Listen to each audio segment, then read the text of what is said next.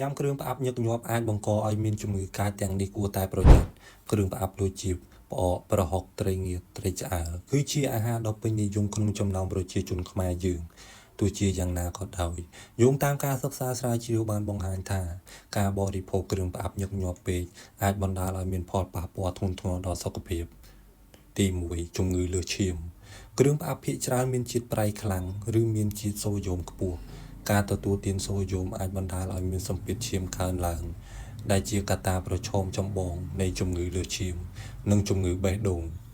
ទី2ជំងឺតម្រងនោមជាតិសូដ្យូមខ្ពស់បង្កឲ្យតម្រងនោមធ្វើការខ្លាំងដើម្បីច្រោះជាតិប្រៃចេញពីក្នុងខ្លួនការធ្វើការលើសទម្ងន់នេះអាចបណ្ដាលឲ្យតម្រងនោមចុះខ្សោយឬខូចមុខងារតាមពេលវេលាហើយអាចមានវិបត្តិទៅជាជំងឺខ្សោយតម្រងនោមរ៉ាំរ៉ៃទី3ជំងឺមហារីកគ្រឿងផ្អាប់ដែលផ្ទុកនូវសារធាតុណាត្រេតអាចក្លាយទៅជានីត្រូសាមីនសារជាតិគីមីដែលបង្កមហារីកការសិក្សាជាច្រើនបានបង្ហាញថា